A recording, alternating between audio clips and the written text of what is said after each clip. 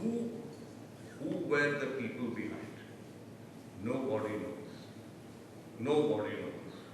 And I think an inquiry into what happened in 1984, both Operation Blue Star and the slaughter in November, is overdue. It's overdue. All I can say is that it is a tribute to the Sikhs. That in spite of Operation Blue Star, in spite of 1984, they still remain the most loyal citizens of this country. That they still unhesitatingly give their lives in defense of our borders. What more tribute, what greater tribute can you pay? So I salute the community, I salute what they have done for the country, I salute their contribution to India and India's freedom. Thank you, sir. Thank you mister Kalekar. देखिए, आपने दो तीन बातें बड़ी important कही हैं,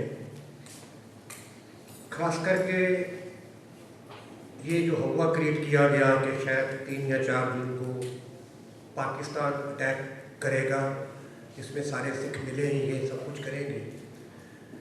ये आज तक जो वक्त की सरकार है, खास करके उन्होंने वाइट पेपर जारी किया था ऑपरेशन ब्लू स्टार के बारे में, उसमें भी उन्होंने ये बात कहने से उगता है, क्योंकि शायद इसमें कुछ सच नहीं था। तो जैसे आपने कहा कि हालांकि उस पीरियड के और उस सारे प्रोसेस में जो लोग इन्वॉल्व थे, उनमें बहुत सारे लोग अब नहीं हैं, including Indira Gandhi, Bhindranwale and many others.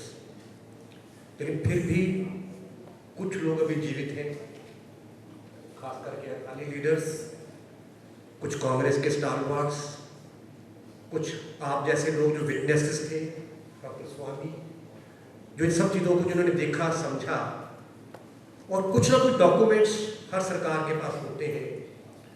और ये जनरल ट्रेडिशन है डेमोक्रेसीज की कि इवन जो सीक्रेट डॉक्यूमेंट्स भी होते हैं उनको 30 साल के बाद रिसर्च वगैरह के लिए रिलीज कर दिया जाता है। तो हम आशा करते हैं डॉक्टर स्वामी से और आपसे कि इस चीज़ को बिल्ड करेंगे कि ये जो इंक्वायरी ओवरड्यू है, इस इंक्वायरी को कॉन्स्टिट्यूट किया जाए, और जो इस तरह के डॉक्यूमेंट्स हैं जो जनरली डेमोक्रेसीज के अंदर, इंक्लूडिंग इंडिया में भी 30 साल के बाद आर्काइव में भेज दिए जाते हैं। हमारे पड़ोस में ही नेशनल आर्काइव है, उसमें बहुत सारे डॉक्यूमेंट्स हमें पढ़ने को मिलते हैं, हम लोग रिसर्च करते हैं। तो ये डॉक्यूमेंट्स भी वहाँ पर आ जाने चाहिए। और जैसे कि आपने कहा कि सिखों ने उस तरह के शिकवे नहीं किए, आप भी हम देश के लिए मरने के लिए सब कुछ करने के लिए तैयार हैं, तो फिर सच्चाई को सामने लाने में कोई बुराई नहीं होनी चाहिए। तो हम बहुत बहुत धन्यवाद आपका कि आपने इस बात को उठाया, और हम आशा करते हैं कि मीडिया और कंसर्न सिटीजन्स इस बात को उठाएंगे कि जून 84 के बारे में, आल्सो नवंबर 84 के बारे में एक proper objective non political inquiry overdue है, और वो इंक्वायरी होनी चाहिए, और उसके संबंध में जितने भी डॉक्यूमेंट्स हैं वो रिलीज किए जाने चाहिए। हम आशा करते हैं कि इस तरह की बात उठाई जाए और उठाया जाएगा।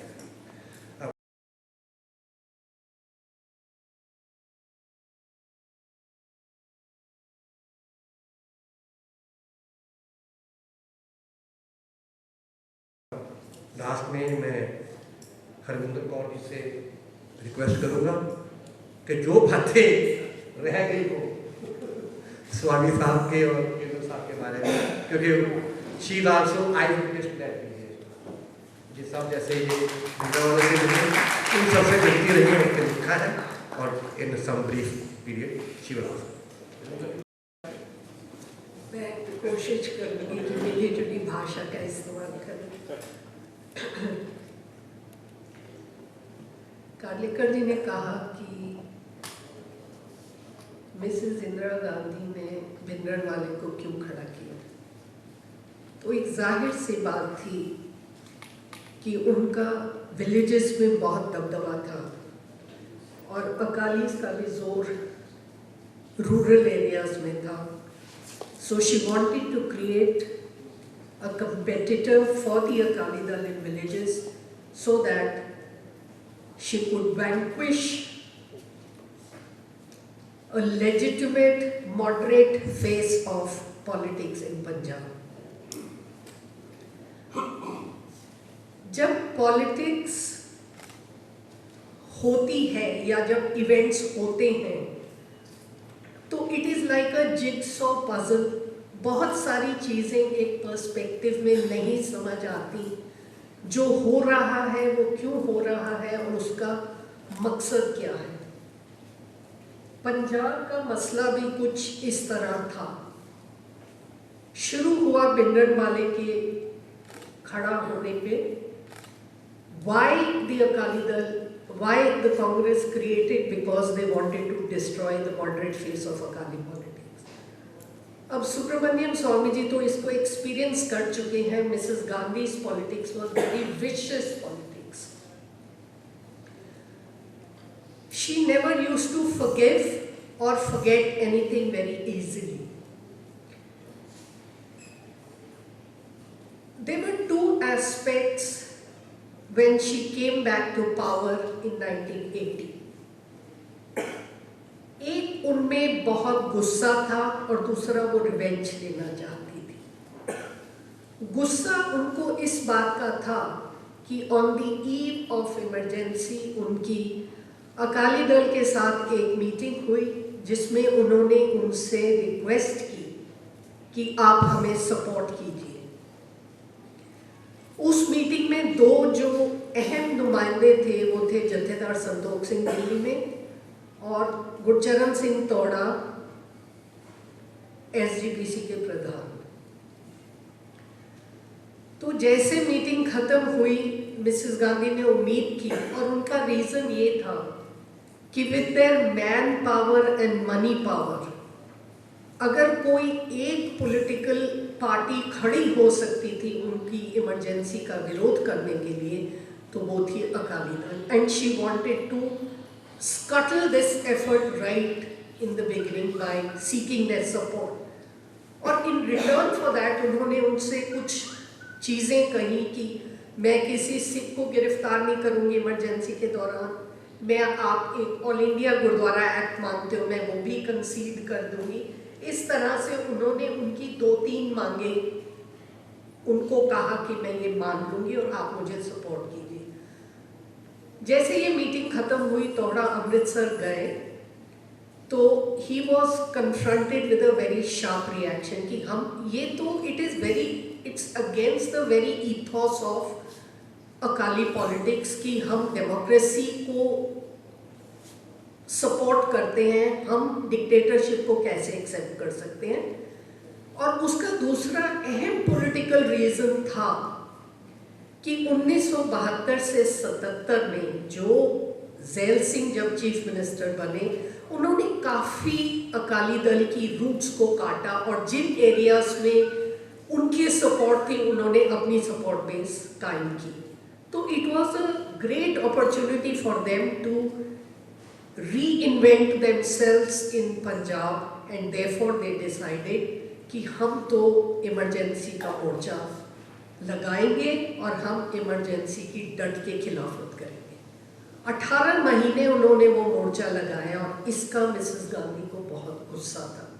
जैसे ही वो 1980 में लौट के पावर में आई तो उन्होंने सबसे पहले ये किया कि 9 राज्यों की सरकारों को भंग किया. और बड़ा फैशनेबल था उस ज़माने में धारा 356 का इस्तेमाल करना कि जब ऑपोजिशन पार्टी पावर में है तो प्रेसिडेंट्स रूल इम्पोज कर दो.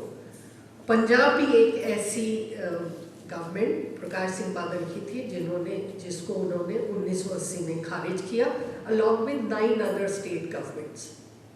मैं विस्तार में नहीं जाऊंगी बिकॉज वो हमारे सब्जेक्ट के अंदर नहीं है, आज की थीम के अंदर नहीं है. तो अकाली दल को इस बात का बहुत गुस्सा आया बिकॉज पिछले 1966 से जब भी वो पावर में आए या तो डिफेक्शंस के जरिए उनकी गवर्नमेंट को डिस्टेबलाइज किया गया, या किसी न किसी तरह से प्रेसिडेंट्स रूल इम्पोज किया गया, और इवन दो दे वर डेमोक्रेटिक इलेक्टेड, उनको कभी वो अपनी 5 साल की सरकार नहीं चला सके। तो नेचुरली अकालीज वो वेरी एंग्री, और उन्होंने अनंतपुर साहिब रेजोल्यूशन निकाल के उन्होंने उनको कह दिया कि या तो आप हमारी मांगे मांगिए, नहीं तो हम 7 सितंबर 1982 को दिल्ली में आके मुजाहरा करेंगे। मिसेस गांधी ने उनको बिल्कुल नजरअंदाज किया। She was not concern, she did not talk to them, nothing happened.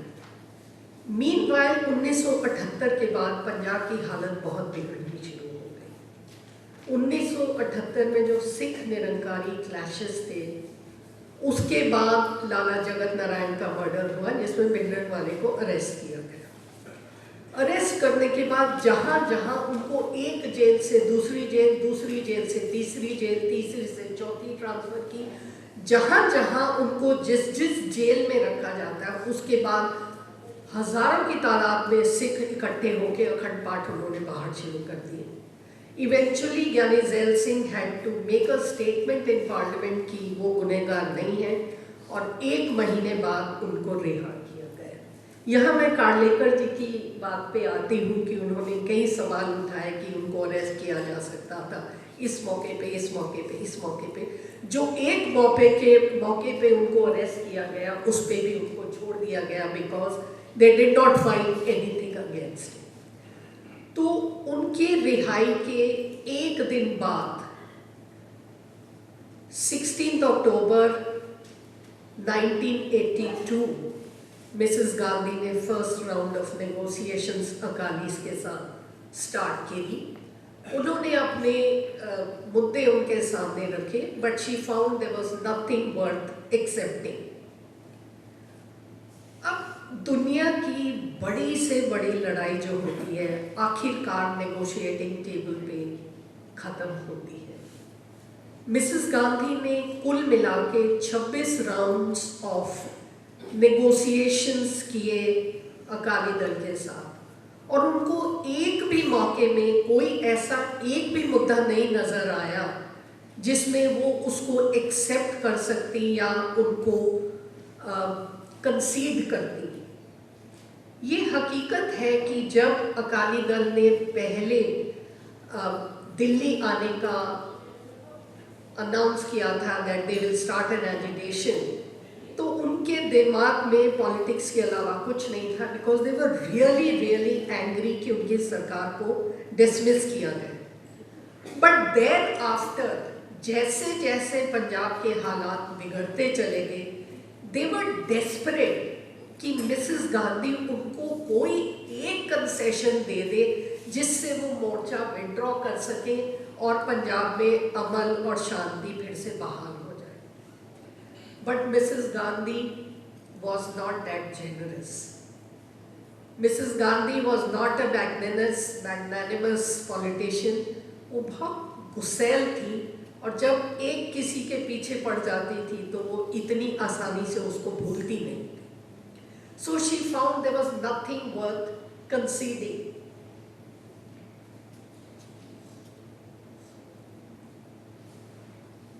लेकिन अनंतपुर साहिब रेजोल्यूशन जो अकाली दल ने इस बार रेज किया था, वो उन्होंने पहली बार रेज नहीं किया था।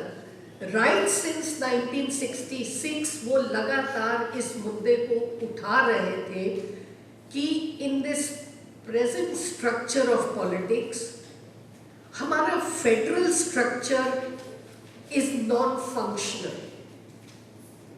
जब सरकार चाहती है 356 धारा लगा के हमें डिसमिस कर देती है, and therefore we should go in for a more federal structure. और मैं एक 1968 में बादल ने बटाला कॉन्फ्रेंस में ये पहली बार मुद्दा उठाया था।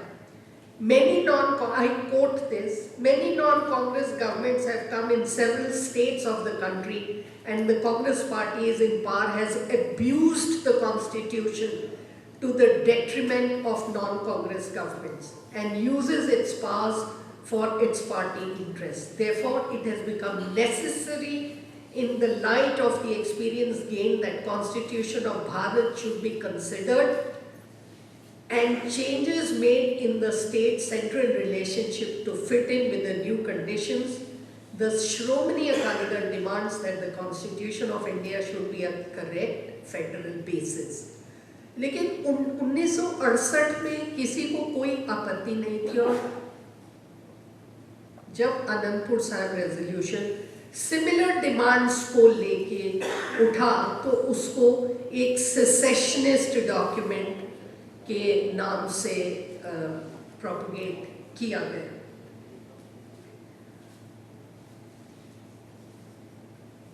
अकाली दल की डिमांड्स और नेगोशिएशंस एक तरफ छोड़ के मिसेस गांधी ने एक स्टेप और उठाया जब उन्होंने SYL कैनाल की डिगिंग शुरू की पटियाला डिस्ट्रिक्ट में। उस वक्त मिसेस गांधी को सिर्फ एक चीज ध्यान में थी और वो थी कि 1980 में वो वापस पावर में आ गई। By mid-80s she started losing power again. In many states she had lost, and that was a point of great concern. और hereafter जो anger या vengeance था of Mrs. Gandhi changed into political considerations, and that first political consideration was Haryana election, जिसकी वजह से उन्होंने वो मुद्दा सुप्रीम कोर्ट से निकाल के आउट ऑफ कोर्ट सेटलमेंट किया और जाके डिगिंग भी पटियाला डिस्ट्रिक्ट में इनॉग्रेट की, जहां से अकाली एजिटेशन शुरू होती है। ये सर्कमस्टेंशियल एविडेंस जो उसके बाद उभरता है, वसंत साठी एक डिबेट छेड़ते हैं कि let's convert into a presidential form of government, क्योंकि एक विश्वास था कि जो 1984 की इलेक्शन होने वाली है, Congress will not have an absolute majority, they will form a coalition, and this was a major point of concern for Mrs Gandhi. एंड ये केवल मैं नहीं कह रही हूँ, केवल वसंत साठे नहीं कह रहे थे, PC अलेक्जेंडर अपनी किताब through the corridors of power में इसका जिक्र करते हैं। Mrs Gandhi told me in all seriousness, और वजह क्या थी, मौका क्या था उनका कहने के, that she had lost an election in Uttarakhand. Now Uttarakhand at that time Garhwal में उन्होंने इलेक्शन लूज किया, she was very disheartened after that. And उनकी एक बातचीत हुई PC अलेक्जेंडर के साथ, जिसका उन्होंने जिक्र किया। He told me in all seriousness that she would like to resign from the post of Prime Minister and offer herself as candidate for election after President Sanjeeva Reddy's term, which was due to end within a few weeks. She told me with a feeling of intense frustration that she had never been so unhappy in a position as Prime Minister as she was then. She sincerely felt that it would be good for her and the country. A new Prime Minister would take over from her, and if she retired from active politics and made a bid for Rashtrapati Bhavan. यहाँ से पूरा खेल पंजाब का बदल जाता है, जिसमें उनकी total attention है towards the 1984 elections. I will have to cut down a major part of my thing because I've been given a pink slip to wind off, but I will briefly and very quickly try to sum up whatever I wanted to say. There were 26 rounds of negotiations, as I said. 3 with Mrs. Gandhi in chair, 4 with members of her cabinet, 9 rounds of secret meetings, 10 rounds of tripartite talks, and 3 mediators. Sardar Soran Singh, Captain Amrinder Singh and later Rakeshan Singh Suji. Amarinder Singh और सरदार स्वरण सिंह ने स्वयं मुझे interviews में बताया total समझौता हो चुका था, लास्ट मिनट में मिसेस गांधी ने बैकआउट किया. Even Harkishan Singh Surjeet later said सिर्फ मोडालिटीज रह गई थी. तो ऐसी क्या वजह थी फिर कि मिसेस गांधी नेगोशिएशंस के थ्रू कुछ सेटल नहीं करना चाहती थी? क्या नियत में कुछ खोट आ गई थी? The fact is yes. The fact is yes, Mrs. Gandhi's intentions were now focused on the 1984 elections. उनके पास कोई मुद्दा नहीं था on which basis they could fight the next elections. और जैसे जैसे talks infructuous होती चली गई, वैसे वैसे पंजाब का माहौल बदलता चला गया और खराब होता चला गया. ये समझौता क्यों नहीं हो पाया? क्या अकालियों में कुछ खामी थी या क्या कांग्रेस में कुछ खोट आ गई थी? थोड़ा सा मैं बहुत ब्रीफली अकाली पॉलिटिक्स के बारे में इस सिचुएशन में बताना चाहूँगी कि दे वर डेस्परेट और इसीलिए हर नेक्स्ट प्रोग्राम से पहले वो या 15 दिन या 1 महीने का टाइम देते थे, चलो शायद इस बार सेटलमेंट हो जाए, हमें एक डिसेंट वे आउट मिल जाए और हम इस मोर्चे को विड्रॉ करें और पंजाब में फिर से खुशहाली बहाल कर दें.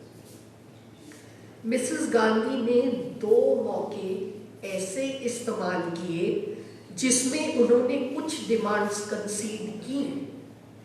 एक था फरवरी 27, 1983 जब उन्होंने बंगला साहब जाके रिलीजियस डिमांड्स कंसीड कर दी, और दूसरा मौका था जब जून 1983 में उन्होंने Sarkaria commission to study into centre state relations बिठा दिया.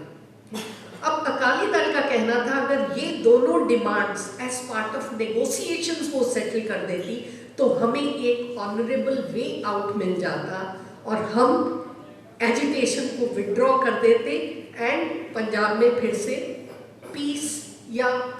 पीस का माहौल वापस आ जाता.